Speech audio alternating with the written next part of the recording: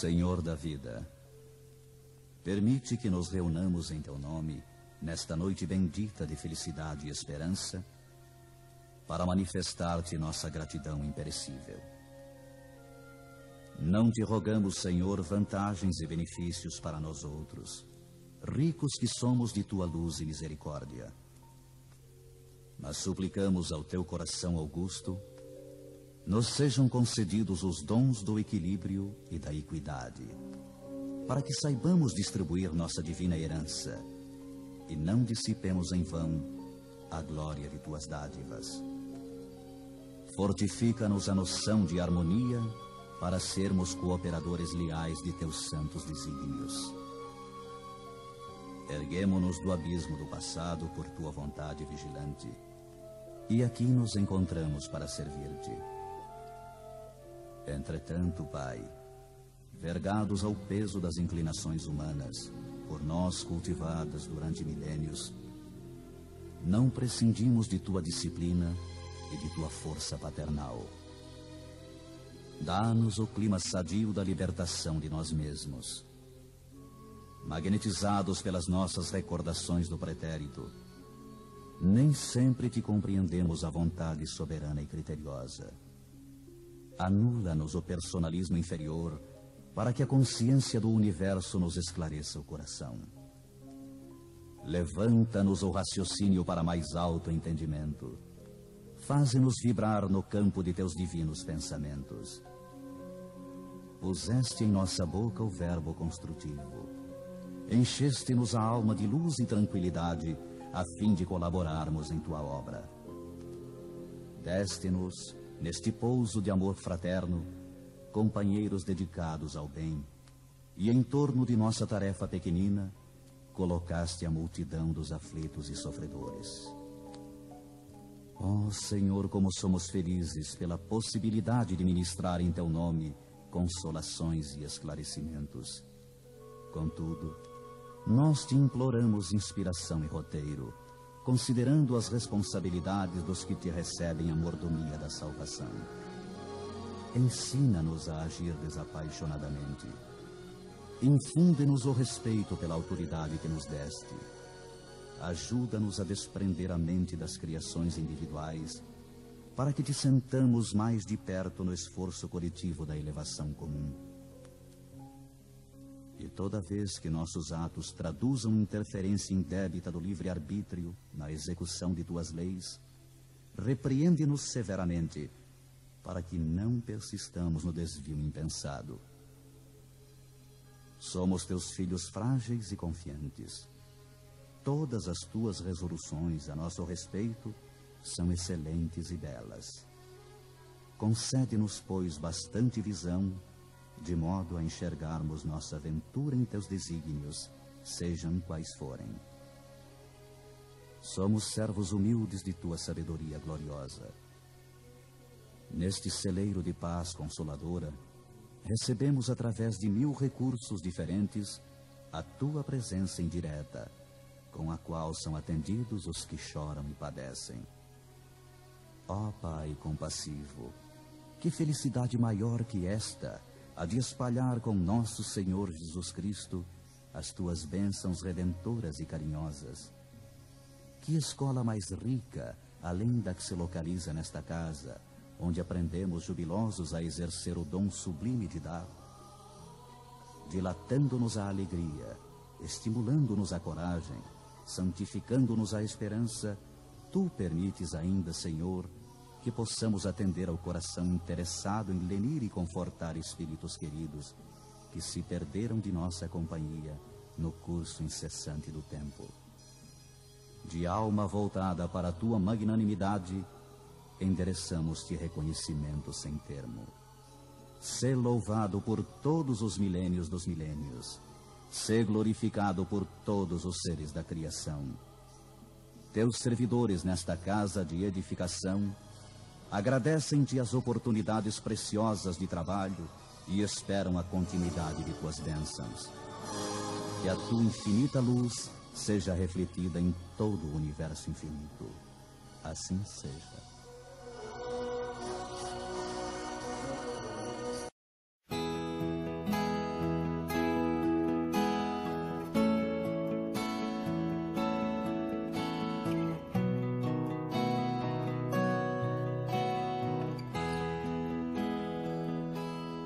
Quanta luz neste ambiente, descendo sobre nós,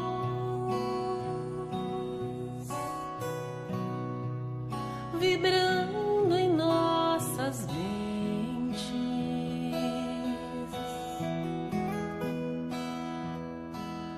Quanta luz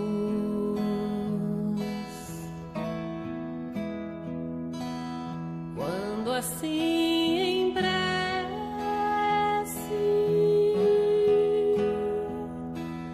como a alma cresce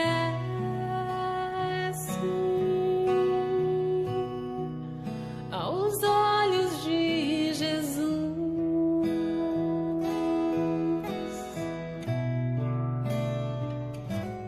Quanta luz, pois em oração a voz do Mestre fala aos nossos corações. Quanta luz descendo sobre nós. Quanta luz, quanta luz, quanta luz, pois em oração a voz do Mestre fala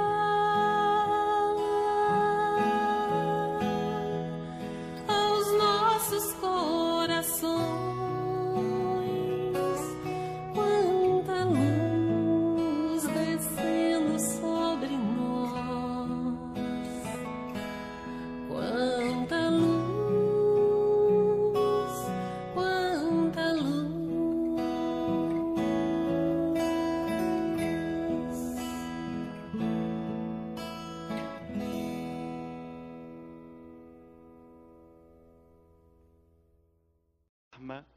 E a gente vai tentar fazer uma separação de qual a visão da doutrina espírita a este assunto, diferente um pouquinho da visão tradicional dos nossos irmãos hindus. E vamos então perceber que ela está realmente em nossas vidas. Jesus já havia falado desde há 2000 anos em várias oportunidades.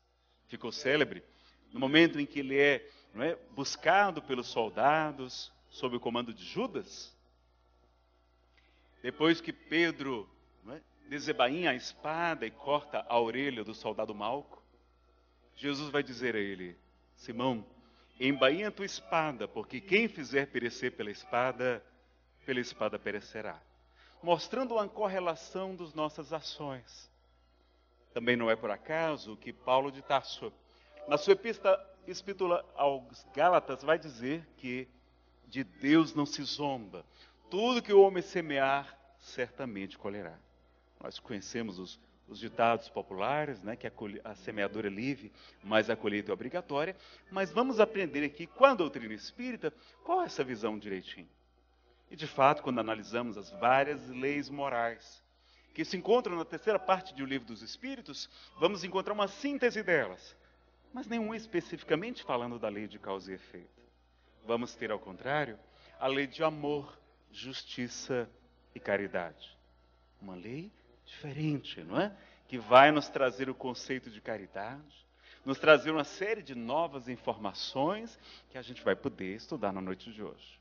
No livro O Céu e o Inferno, na quarta obra da chamada Codificação Espírita, que tem como subtítulo A Justiça Divina segundo o Espiritismo, Kardec vai fazer um estudo aprofundado sobre esse tema. Vai, inclusive, entrevistar vários espíritos, cerca de 66 espíritos, que haviam deixado a vida física e perguntado sobre qual a condição deles no mundo espiritual. De espíritos maus, de espíritos mais ou menos bons, de espíritos felizes, de espíritos suicidas, de espíritos endurecidos no mal. Então ele faz um apanhado e faz uma verdadeira entrevista daqueles principais casos.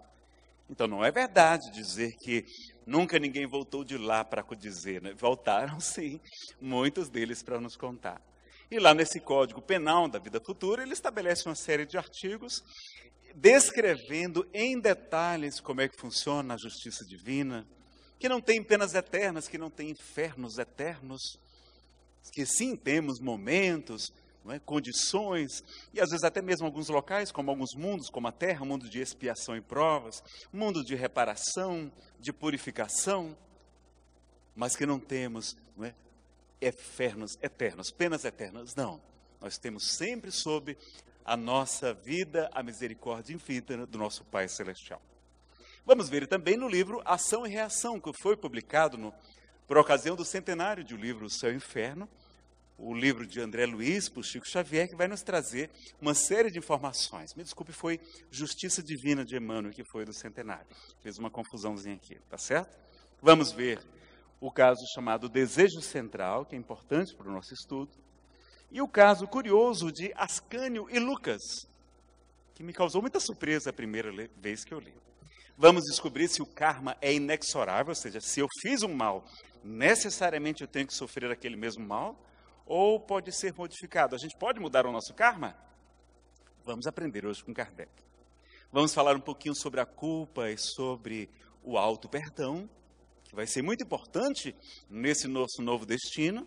E vamos aprender qual é a medida da reação. Se a gente agiu dessa forma, qual vai ser a medida, qual vai ser a força da reação? Ela pode ser atenuada, pode ser agravada? E vamos aprender sobre a caridade que cobre uma multidão de pecados. Não é? Aprender sobre os benefícios da caridade, alguns deles como a saúde. Fazer a caridade promove a saúde, vicia, a gente fica dependente, é tão bom que a gente fica viciado em fazer o bem. Cobre a multidão de pecados, afasta os maus espíritos e nos proporciona a salvação, como a gente vai estudar também na noite de hoje. E para concluir, a gente vai estudar sobre as recompensas que Jesus nos oferece. Se der tempo, a gente vai estudar sobre o umbral. Se vocês tiverem medo de ir para o umbral hoje, a gente vai perder o medo de ir para o umbral, tá certo? Vamos então no nosso estudo. Bom, no livro Céu e Inferno, então, temos o Código Penal da Vida Futura. E uma das lições mais importantes, e às vezes não muito bem compreendida, é que há 3 etapas após o próprio erro. Primeiro, o arrependimento. A gente precisa se arrepender. Tomar consciência que agimos de maneira equivocada. Curioso que, em grego, a palavra que é utilizada por João Batista e por Jesus para arrependei-vos é metanoia. Metanoia, em grego, significa mudança de mente, reforma íntima. É necessário, então, mudar a nossa postura, o nosso condicionamento, para realmente nos arrependermos. A expiação, que às vezes não é muito bem entendida, porque expiação, com X, segundo o dicionário, é purificação, é depuração. Em alguns dicionários é também cumprimento de pena, como se a gente estivesse num presídio cumprindo uma sentença.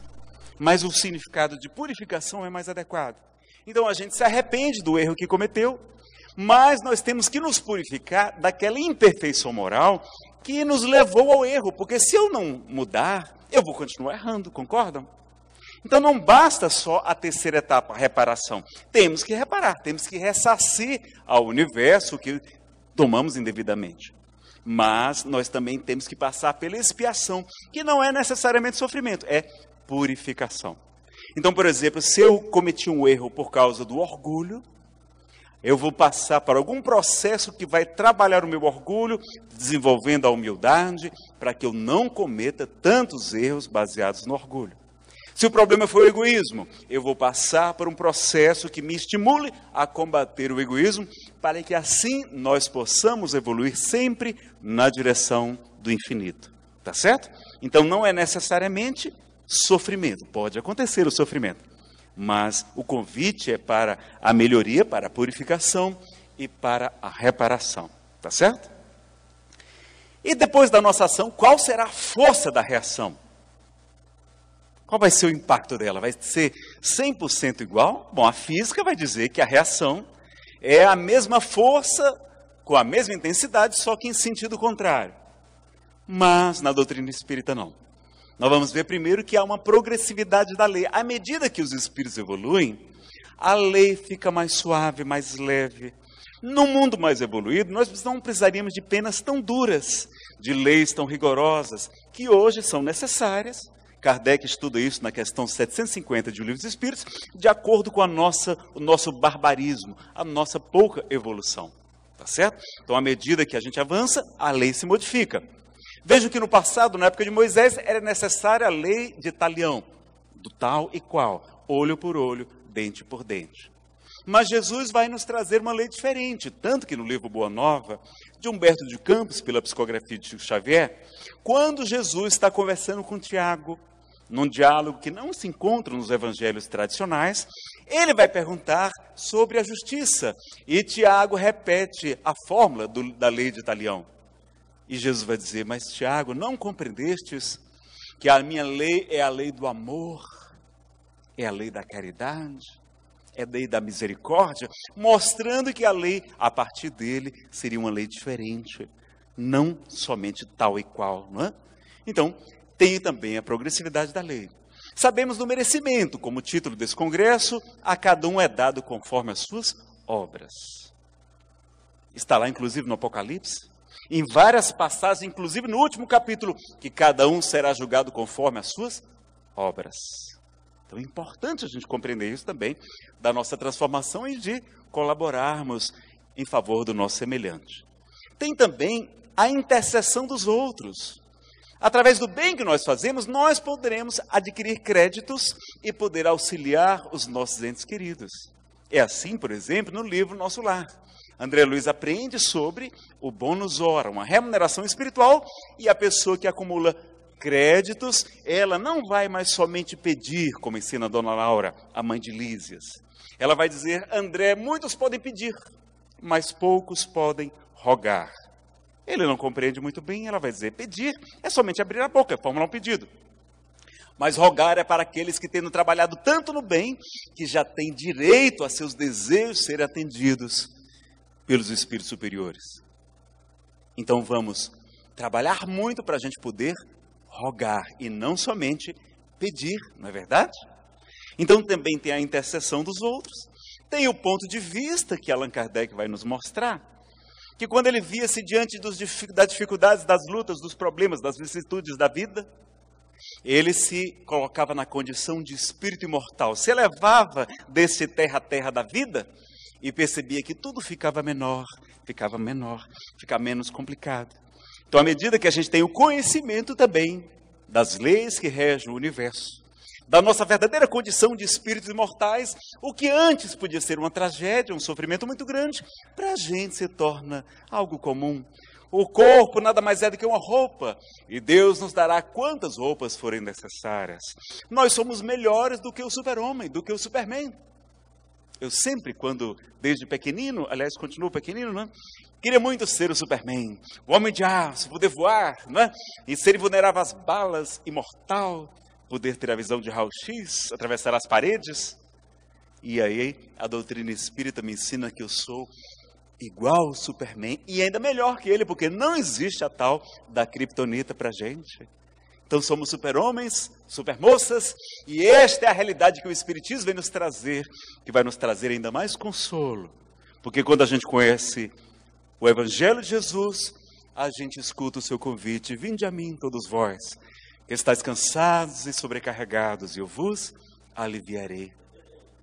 Ele pede para a gente receber o jugo, o fardo, porque o jugo com ele é suave, o fardo dele é leve. A vida se torna mais leve quando temos a condição de espíritos imortais e quando conhecemos o Evangelho de Jesus para nortear as nossas vidas. E assim, toda aquela reação, que poderia ser muito forte, torna-se diferente à medida que a gente evolui, que a gente se esclarece, que a gente conhece. E mesmo quando a gente é visitado pelo sofrimento, como ensina Simão Pedro de Lima, o expositor querido de Minas Gerais, ele vai dizer que espírita não gosta de sofrer. Eu também não gosto de sofrer, a gente não é masoquista. Mas quando o espírita sofre, ele sofre com gosto. É diferente, não é? Ele sofre com gosto, ele sabe que ali é um aprendizado, que é uma correção de rota, que não é por acaso, que há um motivo para aquele sofrimento. Ele aprende como é que é o bem sofrer, com resignação, com esperança de dias melhores, com a consciência em paz, em vez do mal sofrer, que é a murmúrio, a queixa, a reclamação, a lamentação, a muquerela, como ensina Simão Pedro de Lima. Então, espírita, quando sofre, ele sofre com gosto. É diferente, não é? Ele não se revolta, não se rebela como a gente costuma fazer. E a gente aprende, como o próprio Cristo nos diz, na primeira epístola de Pedro 4:8, porque muito amou, seus pecados foram perdoados. Não é? E, aliás, desculpe, essa segunda parte é que está na primeira epístola de Pedro, a caridade cobre uma multidão de pecados. Né? A outra frase é do próprio Cristo, quando ele está com a mulher considerada pecadora na casa de Simão, o fariseu. E vamos perceber, Nazareno, então, como é que é a medida? Como é que vai ser a reação da nossa ação? O Cristo vai nos trazer algo muito interessante, ele vai dizer que está nas nossas mãos. Nós vamos decidir como é que será a nossa reação. A lei, o retorno da lei para nós. Quando ele nos ensina, não é? Pai, perdoa-nos do mesmo modo que nós houvermos perdoado os nossos semelhantes, os nossos ofensores. Perdoa as nossas dívidas do mesmo modo que perdoamos os nossos devedores. É do mesmo modo, nós seremos a própria medida. Por isso ele vai dizer, não julgais, porque com a mesma medida que medirdes, sereis medido também. Então como é que a gente vai colher a nossa própria sementeira? De acordo com a maneira que a gente perdoa aos outros. Por isso é importante desenvolver o perdão. E para a gente perdoar melhor os outros, nós temos que aprender também a nos auto-perdoar. E por isso nós vamos falar um pouquinho sobre auto-perdão. Felicidade sem culpa nessa noite, tá certo? Porque senão vira auto-obsessão. Quando a gente não se perdoa, a gente mesmo se obsedia. Não precisa nem de espíritos para nos atacarem. E ainda aprendemos no Evangelho segundo o Espiritismo que tem os tormentos voluntários, sofrimentos que a gente não precisava passar, mas que nós colocamos sob o nosso ombro, porque nós desenvolvemos, não é, as necessidades ilusórias, o supérfluo, a inveja, essas questões bobas que nós temos, que só amplificam o sofrimento que a gente não precisava passar. Então tem o sofrimento da lei de causa e efeito, mas tem também os tormentos voluntários. Olha como tudo está nas nossas mãos. Como a nossa querida Luziane tem nos falado, não é? Falando-nos de Jesus, não está escrito, vós sois deuses? Está lá no Salmo 82, vós sois deuses e filhos do Altíssimo, todos vós. Então nós temos um poder e nós é que poderemos escolher como será a colheita da nossa própria sementeira. No livro Ação e Reação, de André Luiz, então, por Chico Xavier, nós vamos ter, né, umas informações interessantes. Vai ter, primeiro, um dos obsessores, dos espíritos que desejam prejudicar a gente, conta que há uma escola de vingadores. Aliás, está no plural, são escolas de vingadores, onde eles aprendem métodos de obsessão espiritual. Vamos ver que eles utilizam até a palavra punir ou retificar, e vão falar de um tal de um desejo central. Vamos ver o que é isso. O obsessor Leonel explicou entusiasmado a Silas. Sim, aprendemos nas escolas de vingadores que todos possuímos, além dos desejos imediatistas comuns em qualquer fase da vida, um desejo central, ou o tema básico dos interesses mais íntimos. Então, todos nós temos um desejo central, aquela coisa que mais nos move, que mais está nas nossas cogitações. E ele vai explicar. Assim é que a crueldade é o reflexo do criminoso. A cobiça é o reflexo do usurário. A maledicência, do caluniador. O escárnio é o reflexo do ironista. E a irritação é o reflexo do desequilibrado. Tanto quanto a elevação moral é o reflexo do santo. Conhecido o reflexo da criatura que nos propomos retificar ou punir, olha, eles sabem que eles estão sendo instrumento da justiça divina. Então, retificar, corrigir ou punir, é assim muito fácil superalimentá-la com excitações constantes, robustecendo-lhe os impulsos e os quadros já existentes na imaginação e criando outros que lhe se superponham, nutrindo-lhe dessa forma a fixação mental.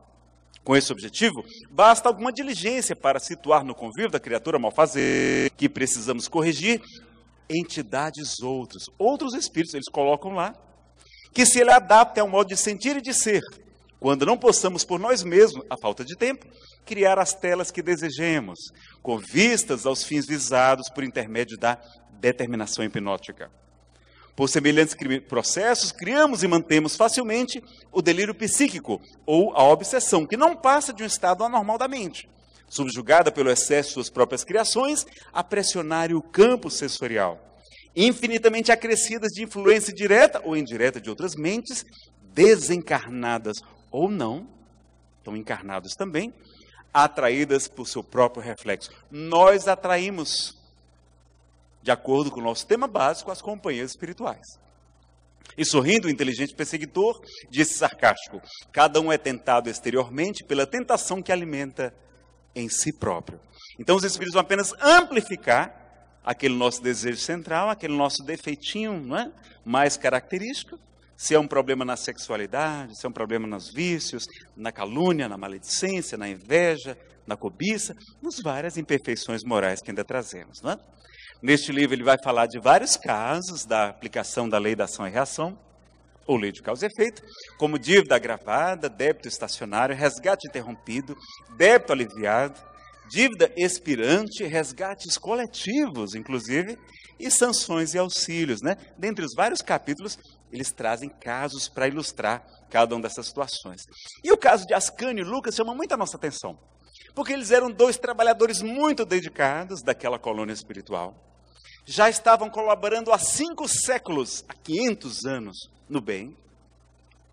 E eles desejam ir para regiões espirituais mais felizes. Mas os benfeitores espirituais não os admitem, não permitem. Eles acham estranho e solicitam novamente até que lhes é permitido ter a informação de que num passado remoto, quando na época ainda de Joana d'Arc, eles, no exército francês, empurraram 2 companheiros de um alto do precipício para lhe conquistar os cargos e o poder. Mas como já haviam trabalhado muito no bem, eles então têm todas as facilidades para reparar aquele erro. Lhes é permitido escolher a forma de desencarnar, o momento. Vão ter uma vida belíssima, normal, tranquila, feliz aqui na Terra. E vão perder a vida em um acidente de avião, onde eles resgatam o débito, mas, em vez de ser propriamente uma punição, eles tiveram todos os méritos, toda a preparação, todo o amparo. Quando desencarnam, já são imediatamente resgatados pelos espíritos superiores, fazendo com que o resgate deles seja infinitamente mais suave do que o sofrimento que eles impingiram aos outros. Por quê? Porque eles trabalharam em favor do semelhante. Então vamos pedir a Jesus, vamos pedir a Ele trabalho no bem para compensar os nossos equívocos, não é trocar uma dívida, um problema por trabalho no bem. A mãe da nossa querida Célia Diniz, uma expositora de Minas Gerais, ela era muito amiga de Chico. Eu não sei se vocês pegaram aquele tempo antigo, tinha um remédio chamado cibalena. Vocês pegaram esse tempo? Uma tal de cibalena? Aí ela tomou a tal da cibalena e ficou em carne viva. O remédio deu uma reação alérgica nela, ela ficou completamente tomada de feridas. E o Chico ia visitá-la, impunha suas mãos abençoadas, e ela foi ficando completamente curada. Ele sempre a visitava, impunha as mãos, e ela foi ficando curada, até que ficou só uma manchinha aqui no rosto. E aí ela disse: olha, o Chico parou de vir. Eu tenho que ir lá falar para ele para terminar, que faltou um pouquinho. Acho que ela queria fazer logo um peeling espiritual, né? Um botox espiritual, uma coisa assim, logo uma plástica, né? Chegou lá e disse: Chico, olha, faltou um pedacinho aqui, faltou uma manchinha. Você não quer tirar essa também? Ela disse: ô, fulana, é porque os amigos espirituais pediram que a gente não tirasse essa, para que toda vez que você olhe no espelho, você se lembre que você trocou uma lepra nesta vida, uma hanseníase, por trabalho no bem. E toda vez que ela realmente chegava no espelho, via a manchinha, ela trabalhava mais. Então vamos pedir a Jesus para trabalhar no bem, reparando os nossos equívocos, não é? Por amor e não por sofrimento, tá certo? Então fica o caso de Lucas e Ascânio para a gente. E a gente tem essa cultura da culpa, não é verdade? Nós estamos imersos nesses condicionamentos, nesse atavismo de muitas encarnações, de crenças como o pecado original, não é? Há autoflagelações, não é? Que a gente vê até hoje, em pleno século XXI, há sacerdotes, inclusive lá no meu querido Ceará, que se auto-chicoteiam, que se auto-martirizam, fazem cilícios, acreditando que aquilo é agradável a Deus. E o Espírito Samuel Lucas, quando nos inspirou para essa palestra, diz: Nazareno, diga para o público que quase todos nós fazemos a mesma coisa. Não mais com instrumento de tortura, com chicotes, não, mas com o nosso sentimento de culpa com o nosso perfeccionismo, que é filho do orgulho e que leva à frustração e ao sofrimento. Não devemos alimentar a culpa. Então vamos falar um pouquinho sobre o sentimento de culpa, porque ele vai permitir esse agravamento do sofrimento, vai muitas vezes nos deixar parados, paralisados, com remorsos paralisantes, com arrependimentos mórbidos, quando o convite de Jesus é para a renovação, para o trabalho no bem, para a alegria, não é verdade? E será que Deus castiga? Na questão 621 de O Livro dos Espíritos, Allan Kardec interroga onde está escrita a lei de Deus. E qual a resposta dos Espíritos? Na consciência. Então ela não está na Bíblia, no Torá, no Bhagavad Gita, no Talmud, no livro tibetano dos mortos. Não, ela está na consciência. E a gente mesmo é que muitas vezes faz o nosso próprio julgamento, como nós vamos ver aqui com André Luiz. E na primeira epístola de João, ele nos esclarece: aquele que não ama não conhece a Deus, porque Deus é amor, meus amigos. Edivaldo Pereira Franco, esse companheiro dedicado lá de Feira de Santana, né, que é onde trabalha também a nossa querida Luziane, lá em Salvador, no Centro Espírita Caminho da Redenção, ele vai dizer num dos seus seminários: como pode a suprema inteligência do universo castigar a simplicidade? Eu acrescento: como pode o mais sublime amor castigar a simplicidade? E ele completa: Deus não pune, Deus não castiga, Deus ama, meus amigos. Deus nos ama. Apenas estabelece essas leis perfeitas para que a gente possa encontrar a felicidade e a perfeição, não é? E vejam o que André Luiz vai nos ensinar por Chico Xavier na mensagem Pensar. Eu trouxe só um trechozinho dela para a gente, o mais importante. Deus é amor e não pune criatura alguma. A própria criatura é que se culpa e se corrige ante os falsos conceitos que alimente com relação a Deus. Eu vou repetir. Deus é amor, meus amigos, e não castiga ninguém. A gente mesmo é que se culpa. E como a gente programa a nossa encarnação, está lá no Livro dos Espíritos, da escolha das provas, questões 258 e seguintes, em regra, nós programamos a nossa reencarnação, nós nos impomos sofrimentos, corrigendas, porque não compreendemos a misericórdia infinita do nosso Pai Celestial. Lembremos disso, que Deus é amor, não é verdade?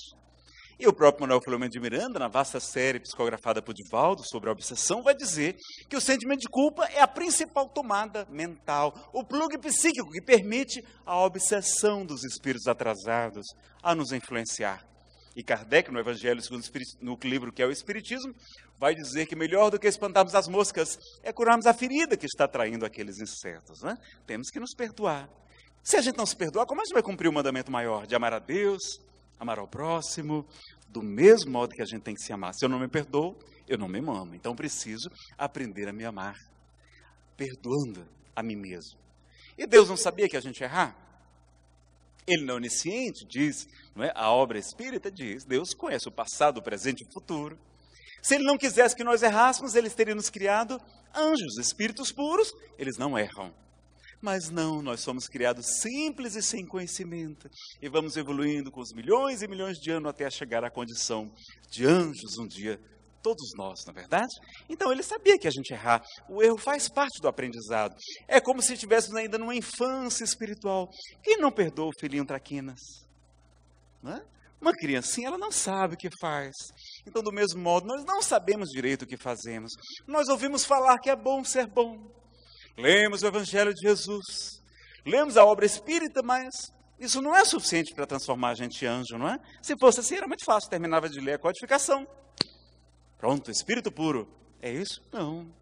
A gente ouviu falar, mas daqui que a gente introjete realmente o conhecimento, que ele saia da mente para o coração e até chegar nas mãos, na prática, na virtude mesmo, leva um tempo. Então a gente tem que ter essa consciência, ter essa humildade. E veja o que é o livro dos Espíritos.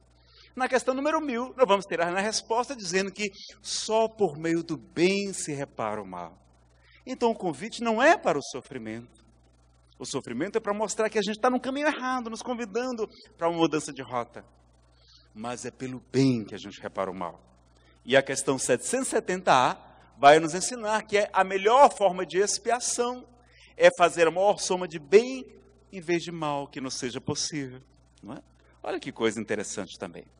E há uma mensagem muito importante de Emmanuel a esse respeito. Emmanuel vai mostrar como a gente é capaz de modificar o nosso karma, entre aspas, né? Já que a gente não usa propriamente a palavra karma, já porque para nós ele é diferente, a gente pode modificá-lo. No livro Perante Jesus, ele vai trazer a mensagem remuneração espiritual. Ele comenta a segunda epístola de Paulo a Timóteo. O lavrador que trabalha deve ser o primeiro a gozar dos frutos. Então, Emmanuel nos esclarece. Além do salário amodado, o trabalho se faz invariavelmente, ou seja, sempre, seguido de remuneração espiritual respectiva, da qual salientamos alguns dos itens mais significativos. O trabalho acende a luz da experiência, ensina-nos a conhecer as dificuldades e problemas do próximo, induzindo-nos por isso mesmo a respeitá-lo. Promove a autoeducação, desenvolve a criatividade, a noção de valor do tempo, imuniza, nos vacina contra os perigos da aventura e do tédio, estabelece apreço em nossa área de ação, dilata o entendimento, amplia-nos o campo das relações afetivas, atrai simpatia e colaboração, extinga pouco e pouco as tendências inferiores que ainda estejamos trazendo de existências passadas. Quando o trabalho, no entanto, se transforma em prazer de servir, opa, agora é diferente. Agora não é mais o trabalho comum, como obrigação, é trabalho com prazer de servir. Vocês viram, não é? A alegria da nossa Eulália Bueno, o carinho da nossa querida Rose Kelly, a nossa mestre de cerimônias, não é? A alegria de estar participando de mais um evento. Elas já estão trabalhando com prazer de servir, aí já é diferente.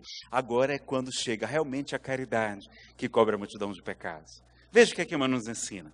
Surge o ponto mais importante da nossa remuneração espiritual. Toda vez que a justiça divina nos procura no endereço exato para a execução das sentenças que lavramos contra nós próprios, quer dizer que não foi Deus? Não. Que nós lavramos contra nós próprios.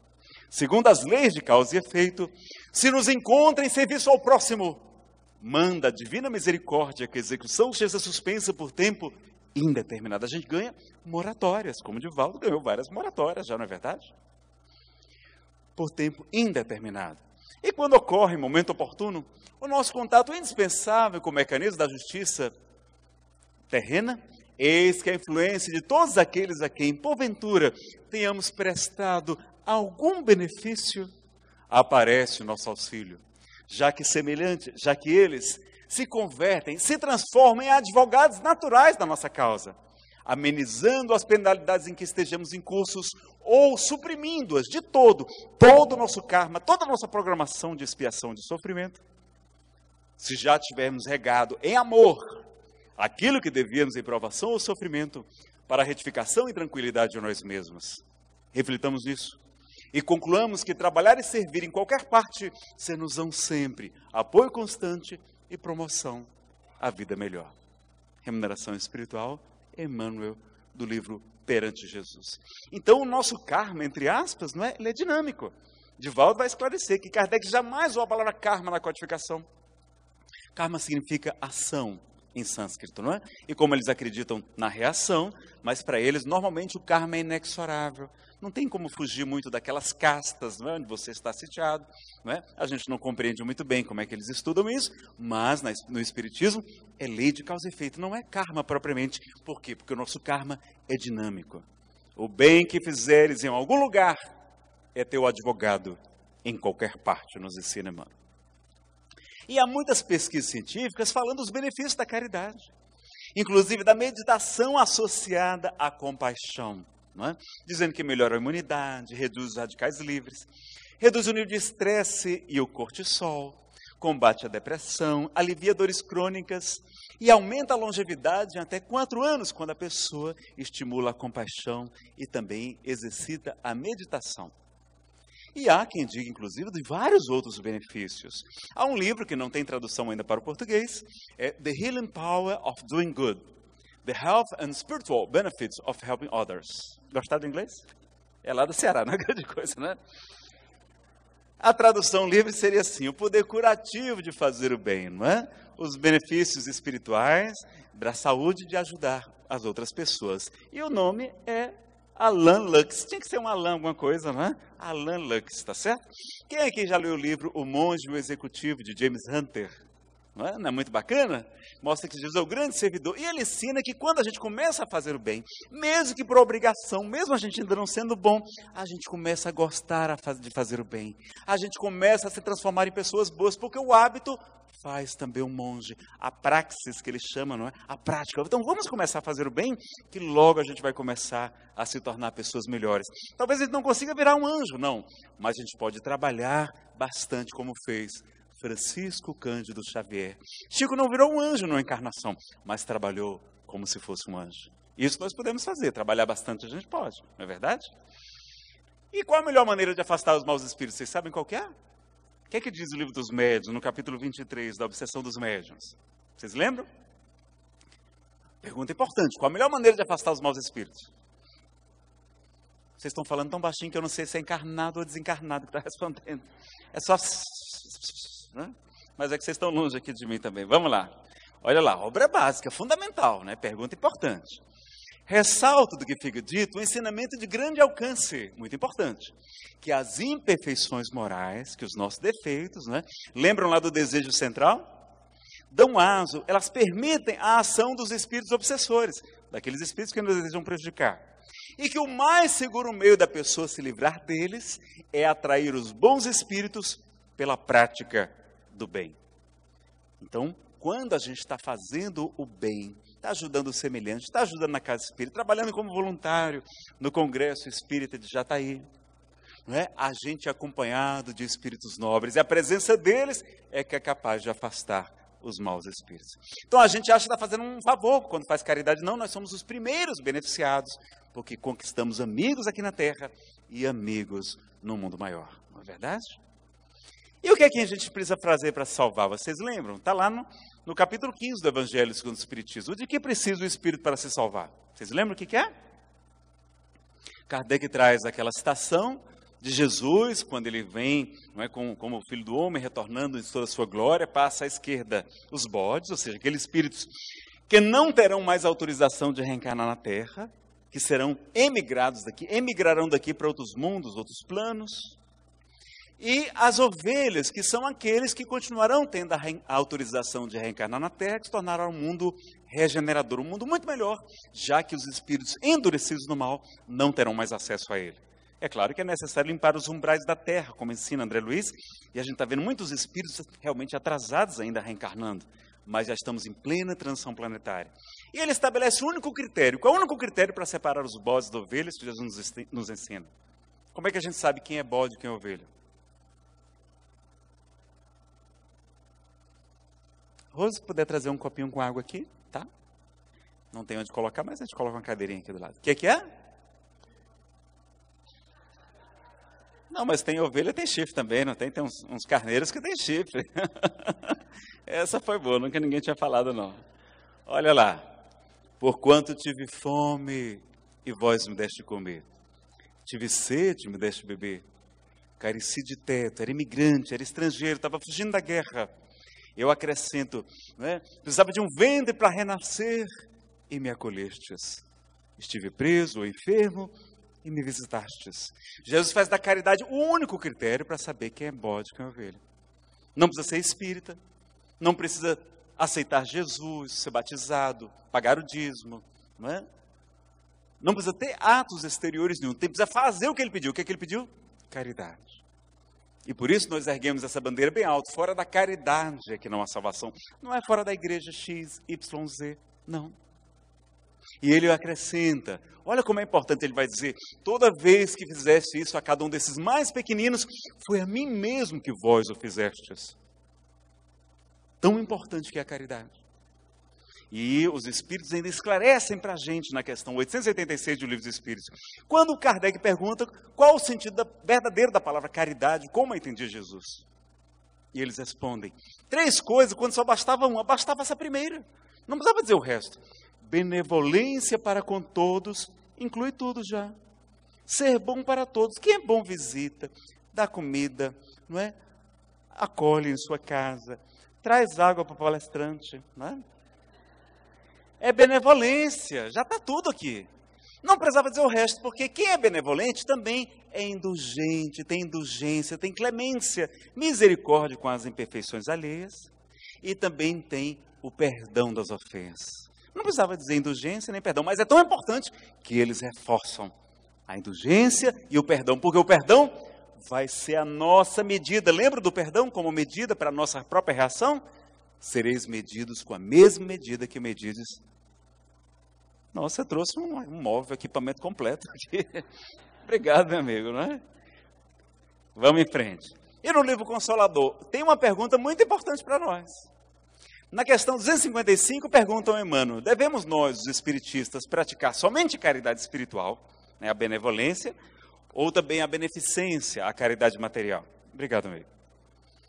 E ele esclarece: a divisa fundamental da codificação kardeciana, formulada no Fora da Caridade Não Há Salvação, é muito clara para a gente perder tempo com isso.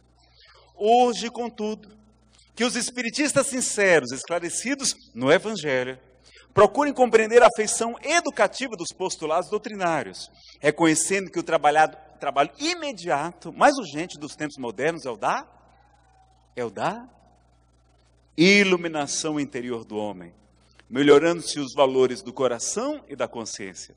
Dentro desses imperativos, é lícito esclarecermos a excelência dos planos educativos da evangelização, de modo a formar uma mentalidade espírita cristã, com vistas ao futuro, não é? Então veja um convite de Emmanuel para a gente não esquecer da nossa evangelização. É a caridade mais urgente que a gente pode fazer, é a nossa própria evangelização, a nossa iluminação. E onde é que tem mais sofrimento no mundo? Vocês acham, para a gente fazer uma caridade bem efetiva, que possa ajudar muita gente, onde é que tem mais sofrimento?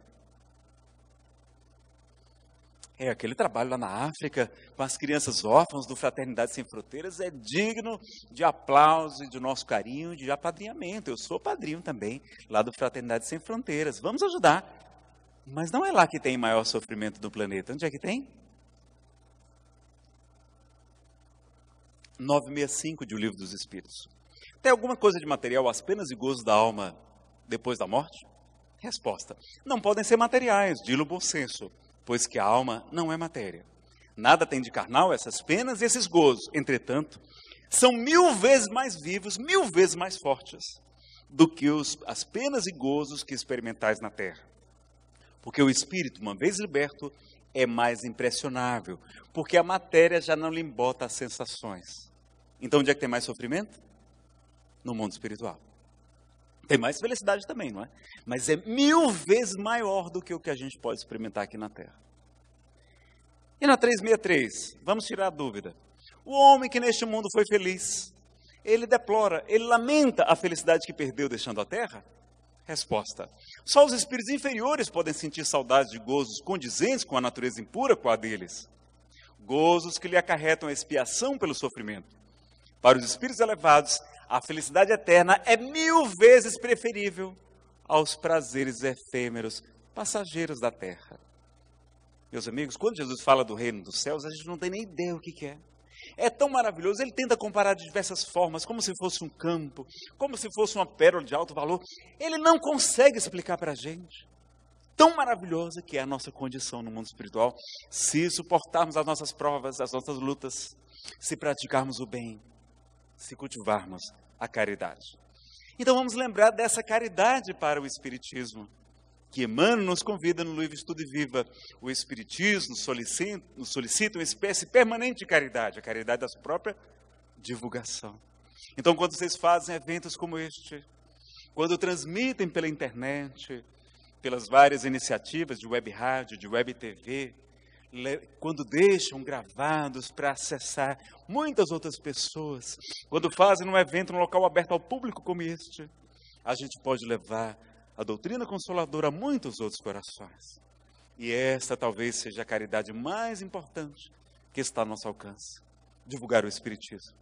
Como Jesus há 2000 anos vai nos ensinar, vai nos convidar, ide e pregai. Ele nos convida para anunciar a boa nova, porque ele mais fez foi pregar o Evangelho. O que Paulo de Tarso mais vai fazer também é divulgar o Evangelho de Jesus. A missão de Chico era o livro, e vamos ter 499 livros da Lavra Mediúnica de Francisco Cândido Xavier, divulgando o Espiritismo. Então vamos ajudar as nossas casas, vamos ajudar esses eventos, realizando cada vez mais e melhores levando esse consolador para muita gente. Quantas mãezinhas chorando porque um filhinho é arrebatado pelas garras da morte, sem encontrar consolo na sua religião. Quantas pessoas depressivas sofrendo. Quantas pessoas com a mediunidade torturada, sem compreender os fenômenos da vida invisível. Quantos, meus amigos, cometendo suicídio, buscando as drogas por falta de um sentido para as suas vidas. Quantas pessoas cometendo abortos. Quanta gente cometendo o crime da corrupção. Se você se revolta com a corrupção, divulgue o Espiritismo. Divulguemos o Evangelho de Jesus. Porque esta é a melhor maneira que eu conheço de transformar a humanidade.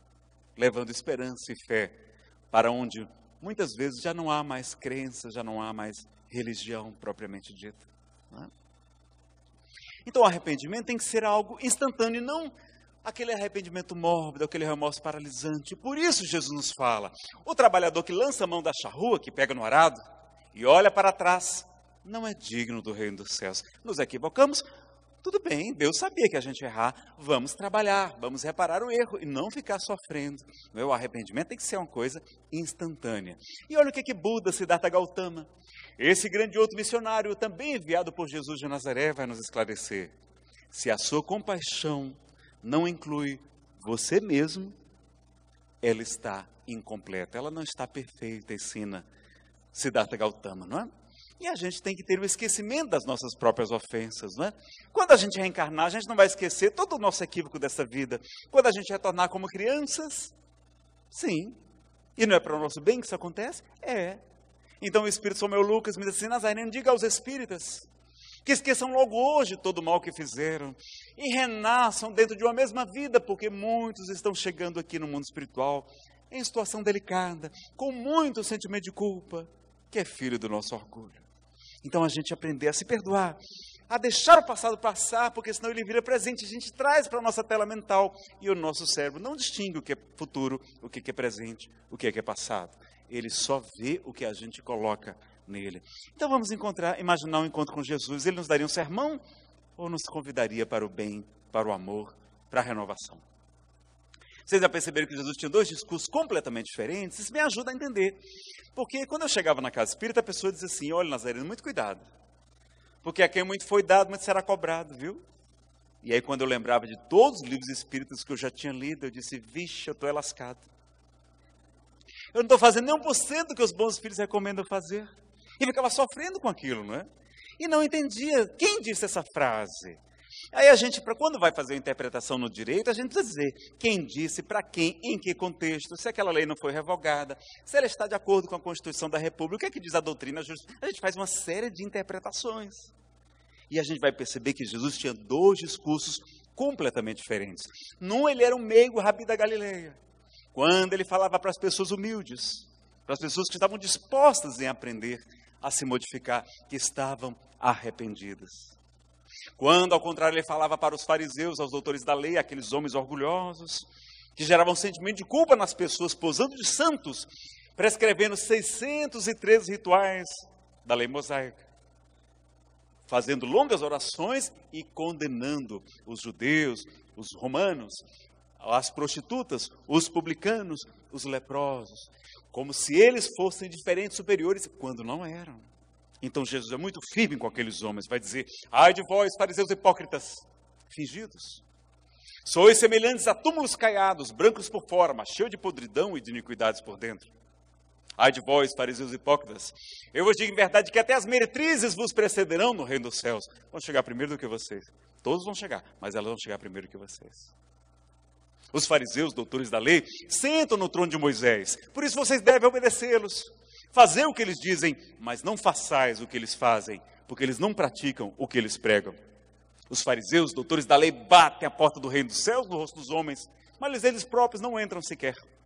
Os fariseus, doutores da lei, colocam fardos demasiadamente pesados nos ombros das pessoas, mas eles mesmos não levantam um dedo sequer. Era só discurso, era só gerar sentimento de culpa nas pessoas. Exigiam sacrifício de animais. Quando vocês lembram daquela passagem lá em Jerusalém, quando Jesus se revolta, e era motivo mesmo para se revoltar, as pessoas vinham de muito longe, e para os judeus, eles acreditavam que precisavam sacrificar um animal para se purificar do pecado, para expiar o pecado. Quem era pobre, sacrificava um passarinho. Quem era classe média, um cabrito, um bode. Quem era rico, sacrificava um carneiro ou um touro. E as patas dos animais ficavam cobertas de sangue, de tantos sacrifícios em Jerusalém. Na época da Páscoa, quando os judeus normalmente visitam a cidade considerada sagrada de Jerusalém, a cidade ficava lotada de gente. E o que acontece quando a cidade fica fervilhando de pessoas? O preço das mercadorias sobe, não é verdade? Lei da oferta e da procura.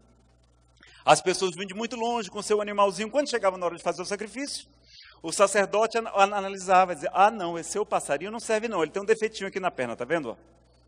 A lei não permite não. E como é que eu faço? Você compre outro. Mas onde é que eu vou arrumar um passarinho agora? Olha, tem aqui no templo. Tem animais aqui homologados pelo sumo sacerdote. Com certificado, né? Com carimbo lá do CIF, inclusive. E quanto custa o passarinho aqui do templo? Um passarinho que era R$1, estava por R$10. E as pessoas não tinham dinheiro para fazer a purificação do seu pecado. Ficavam com sentimento de culpa. E desencarnavam em péssima condição. Também vinham de muito longe, vinham da Síria, da Idumeia, de vários países diferentes, onde tinha outra moeda. Quando queriam fazer a oferta no templo, prescrição também da lei de Moisés, o sacerdote, não, aqui a gente só aceita a moeda do templo. A gente não aceita essa moeda, não. E como é que eu faço? Olha, ali no átrio dos gentios, tem os cambistas, os trocadores de dinheiro. Você vai lá e troca seu dinheiro. Aí você faz a doação na moeda do templo. Como é que estava a cotação do dólar, lá, mais ou menos, na época da Páscoa, em Jerusalém, lotada de gente? 10-1, não era 3-1, era 20-1.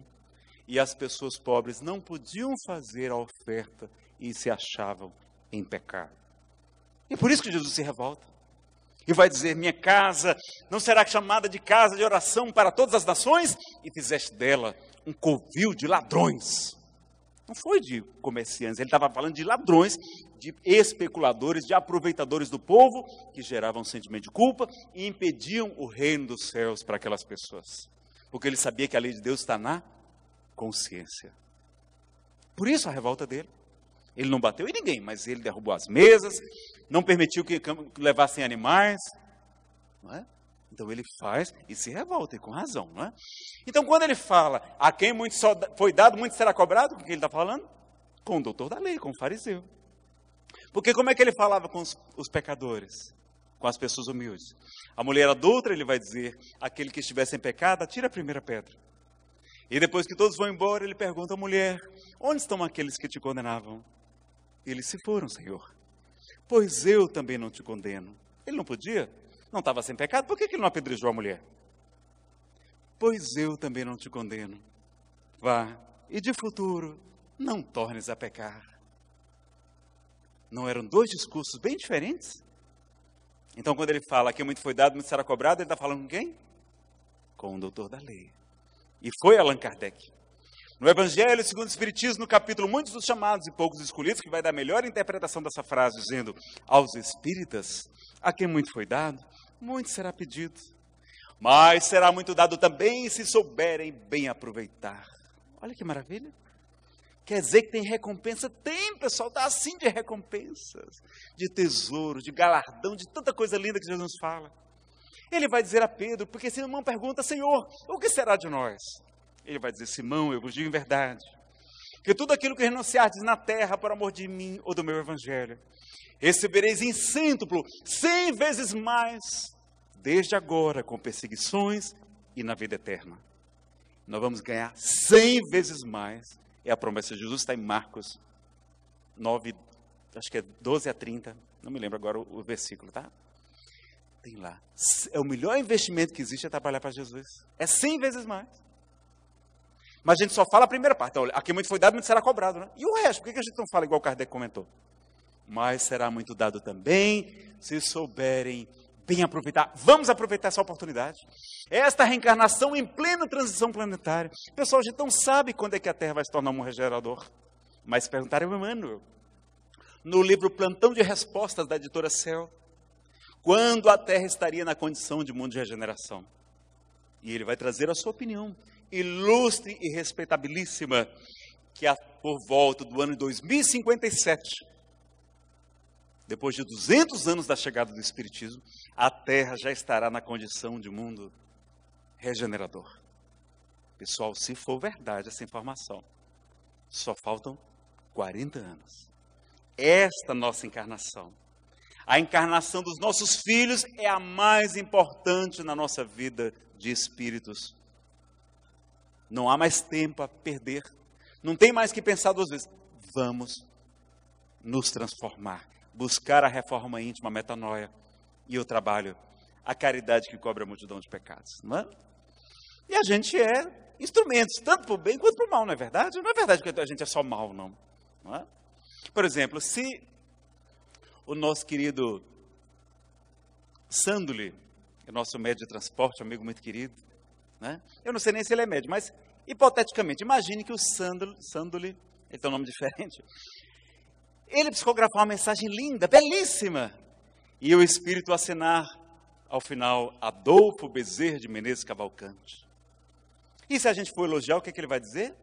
Não, não me elogie não, Nazareno, fui apenas instrumento. É verdade. É. Agora, será que para sintonizar com o doutor Bezerra de Menezes é fácil assim?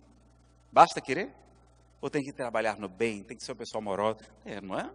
Então, agora, se por outro lado, hipoteticamente, viu, pessoal? Encontrar o Sanduli num barzinho, tomando todos, arrumando a maior confusão do mundo, quebra tudo, e eu chegar, Sanduli, meu amigo, o que é que você está fazendo aqui? Vocês acham que ele vai olhar para mim e vai dizer, não, Nazareno, fui apenas um instrumento. Ora, não pode ser dois pesos, duas medidas, não é? Se é instrumento para o bem, a gente também é instrumento para o mal. E assim a gente vai compreender melhor a questão 459 do Livro dos Espíritos. Quando Kardec pergunta se os Espíritos influenciam nossos pensamentos e nossos atos, também nossas ações. Eles vão dizer, muito mais do que vós imaginais. Eles influem a tal ponto que normalmente são eles que vos dirigem. Olha que coisa! Quer dizer que a gente não tem livre-arbítrio? Não temos livre-arbítrio. Nós podemos sintonizar na frequência dos bons espíritos e eles vão amplificar aquele nosso desejo. Ou podemos sintonizar na frequência da mágoa, do ódio, da inveja, da maledicência, do ciúme, do desânimo. E eles vão amplificar aquele nosso desejo central, né, sobretudo. Então vejam que a gente tem o livre-arbítrio, mas eles nos influenciam muito. Então o Espírito Samuel Lucas disse assim, Nazareno, diga para o povo espírita que vocês são bons. Vocês são bons, pessoal. Vocês, numa colônia espiritual superior, como o nosso lar, vocês praticamente não errariam. Porque lá todo mundo é bonzinho. Não é fácil ser bom lá no nosso lar? É fácil ser bom lá, não é difícil não. Porque todo mundo é bom. Aquele ambiente feliz. Já viram na casa espírita como é que a gente fica? Todo mundo fica bonzinho, simpático, não é? Porque está naquele ambiente legal, todo mundo aí lá é bacana. Tem os fluidos dos bons espíritos. Se eu pisar no pé do nosso querido Alessandro Martins, na casa espírita, você sabe o que ele vai dizer para mim? Desculpe, Nazareno, porque eu deixei o meu pé no meio do seu caminho. Agora, se eu pisar no pé dele ali lá fora, você já sabe o que eu vou escutar, não é? Então, a gente está num planeta de expiação e provas, cercados por uma nuvem de testemunhas de espíritos atrapalhadinhos, espíritos ainda atrasados, não é? E é natural que a gente erre muito por influência deles também. Então, vamos dar mais esse desconto para a gente. Está encarnado, sob o influxo dos hormônios, não é, dessa sociedade, dessa cultura toda, a gente vai errar mais, é natural. Então vamos dar um desconto também, não vamos ser tão implacáveis, até porque a gente não se conhece, não é verdade? Os espíritos pedem para a gente fazer o autoconhecimento, mas é muito complicado, é muito difícil, não é fácil fazer. Eu tenho seminários de várias horas só sobre autoconhecimento e iluminação interior. Mas a gente não consegue fazer numa única encarnação. Ora, se eu não me conheço, como é que eu posso me condenar se eu não conheço? Se eu não conheço, não posso julgar a pessoa. Se eu estivesse me condenando, eu estaria sendo injusto, porque eu não me conheço. Eu não sei realmente o que me move, não é? Então a gente ter essa consciência que não somos tão maus quanto imaginamos, nem tão bons quanto o nosso orgulho nos faz crer, não é? A gente não se conhece. Então, o Espiritismo é o consolador ou é o condenador prometido por Jesus? Não, meus amigos, ele é o consolador. A sua mensagem de alegria, de esperança, não é de cobrança, não é de condenação, é de convite. Paracleto, ou paráclitos em grego, para é quem está ao lado.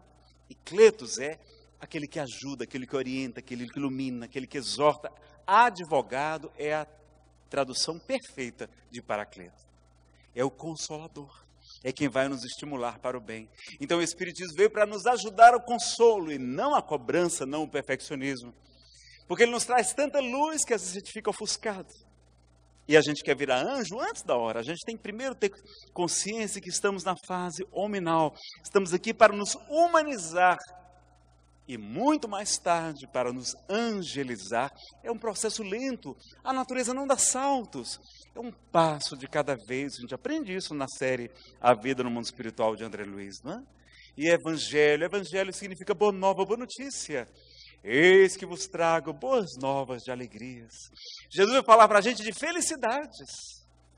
Bem-aventurados, que está lá no Sermão da Montanha, a melhor tradução é felizes.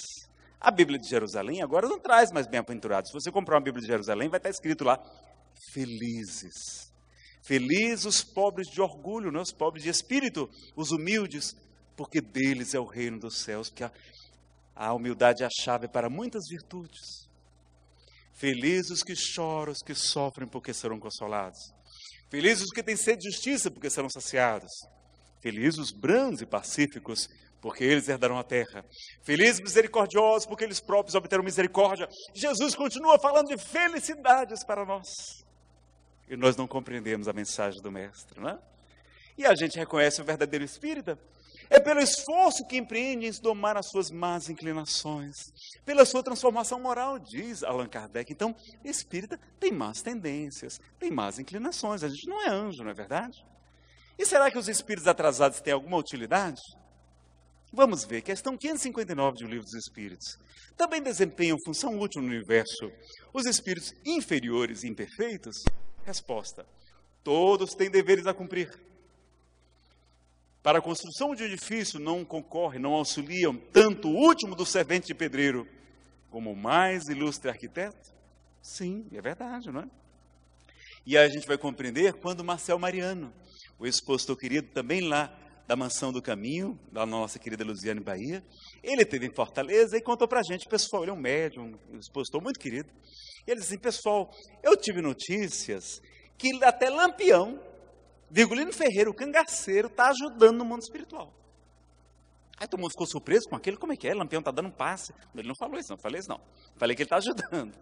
Como é que foi? Aí disse que o doutor Bezerra queria ajudar um espírito que estava numa região muito trevosa, muito profunda. Doutor Bezerra aparecia, mas o espírito não conseguia percebê-lo, por causa do padrão vibratório muito baixo. Ele falava, mas o espírito não escutava. Lampião soube da história, disse, doutor Bezerra, deixa comigo. Foi até lá.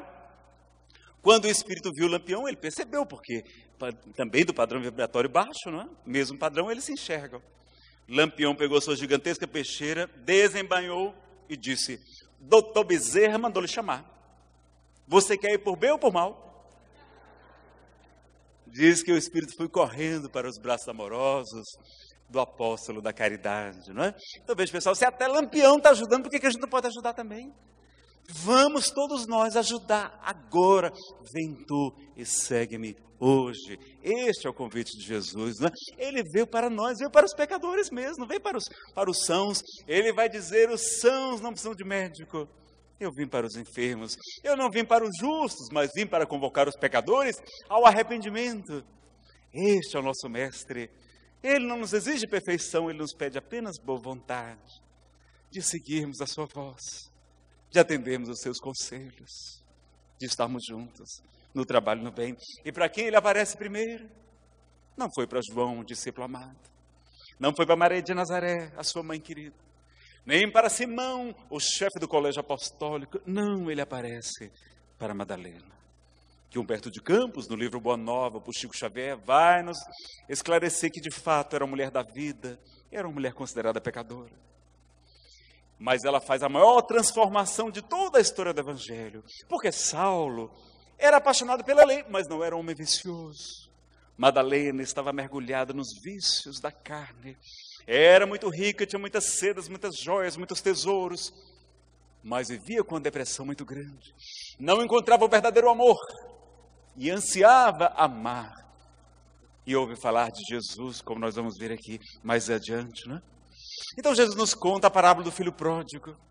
Diz que o nosso pai é semelhante àquele que quando vê o filho ingrato, que vendeu, dissipou todos os bens, que desejou a morte do próprio pai, porque quando você pede a herança antecipadamente, é como você deseja essa morte, que retorna não se achando merecedor de ser chamado filho, mas vai pedir para trabalhar, para não passar fome.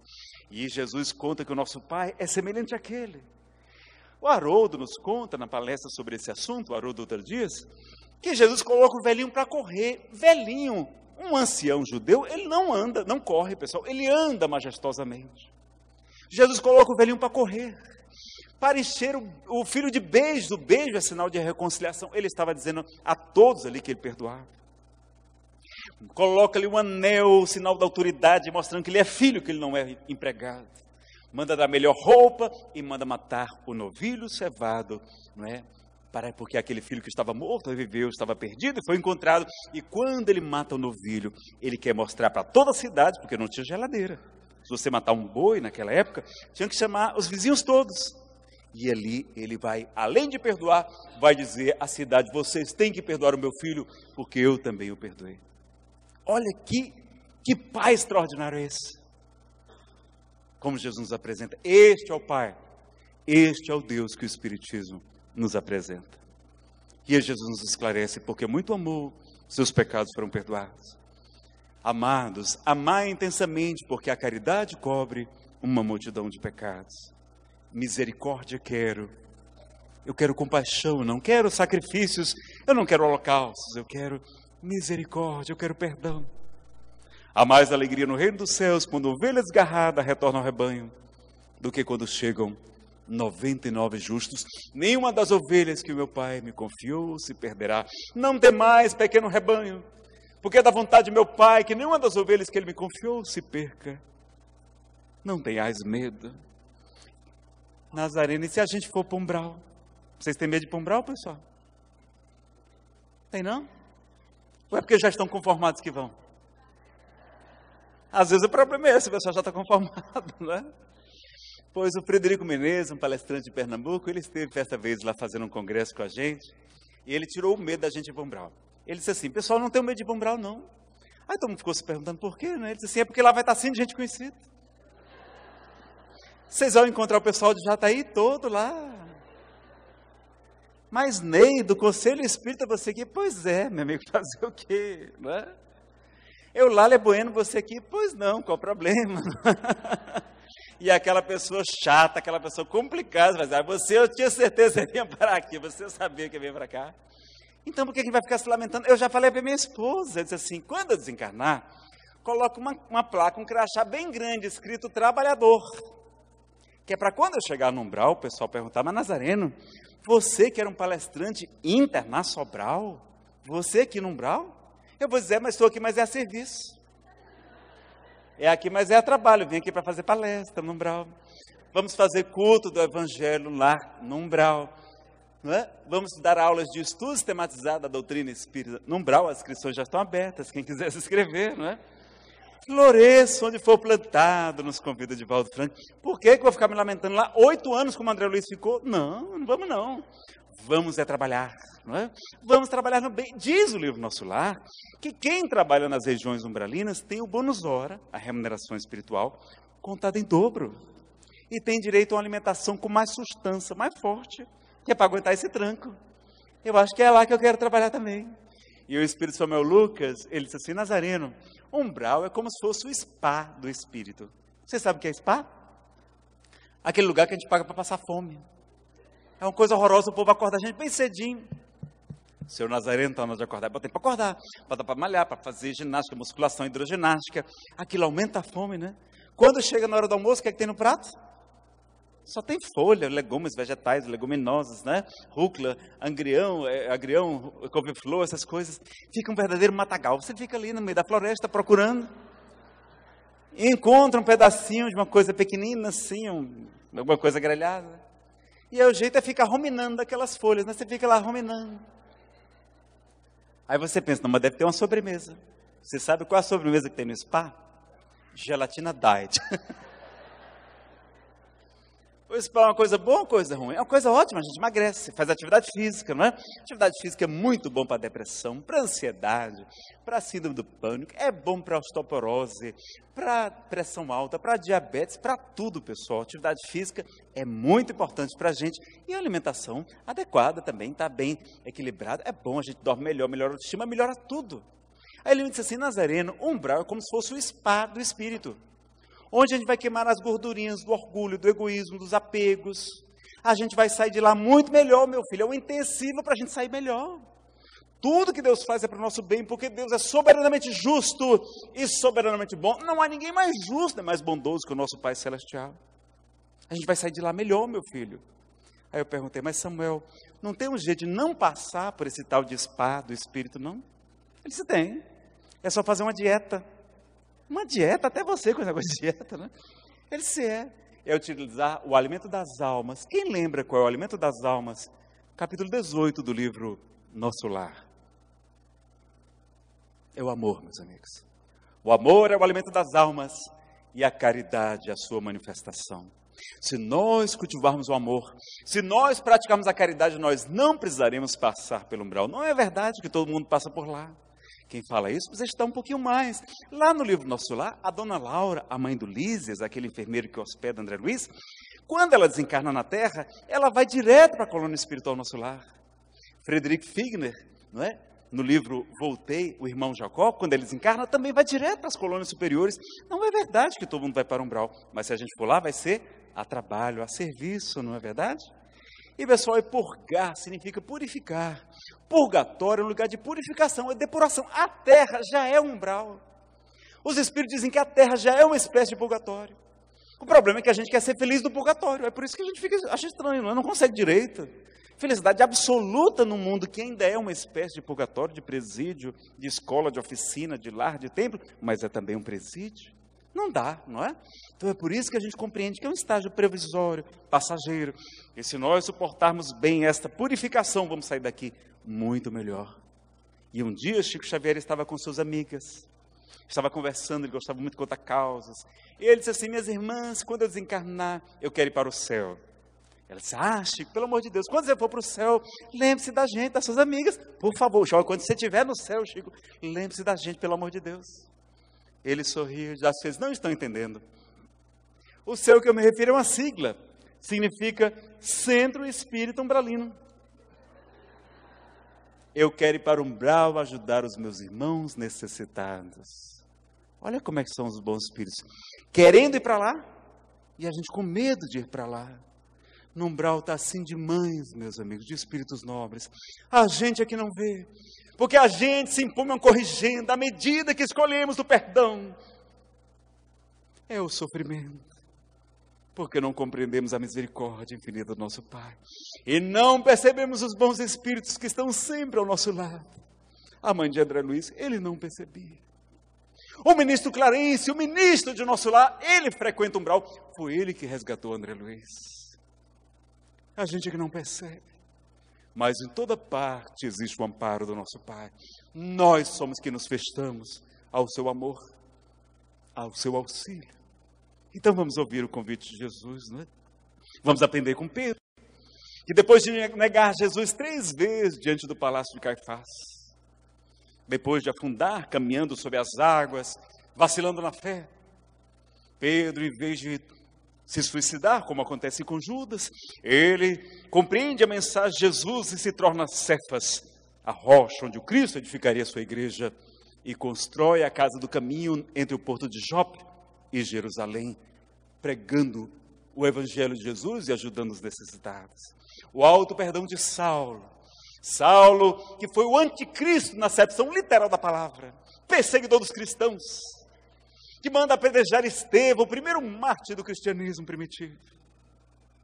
A caminho de Damasco, onde ele iria assassinar Ananias e destruir o núcleo cristão, ele percebe aquela luz e vai escutar: Saulo, Saulo, por que me persegues?